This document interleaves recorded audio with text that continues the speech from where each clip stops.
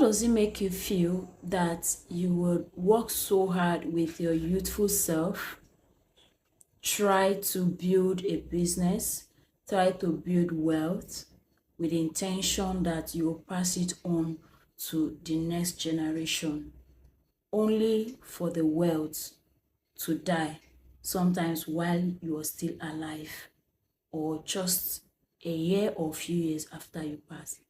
See, most wealth doesn't just disappear. It dissolves silently in front of everyone.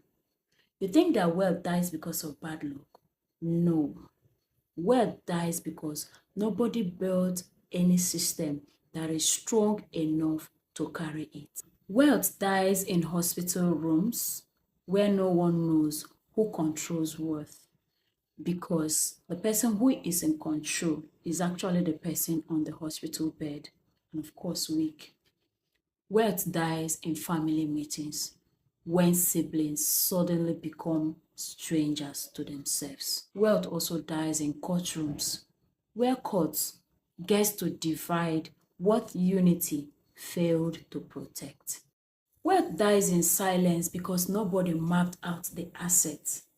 Wealth dies in silence because nobody made plans for risk. It dies in silence because nobody trained the next generation to rather be the rising generation. Nobody created rules for decision making. And when the pressure of sickness, time, conflict, confusion, misunderstanding, risk strikes, comes rocking, there is no system, there is no structure to act as the shock absorber. What does this ordinarily tells you? Wealth without structure can never ever survive emotion. I will repeat this again. Wealth without structure can never survive emotion. Money is strong, but family tension is stronger. Time is stronger. Disorganization, that is entropy, is stronger. And because of all these strong forces, slowly, what took, let's say, 30 years to build dies in 3. Not because it wasn't enough, but because it wasn't protected. That is the problem that nobody talks about.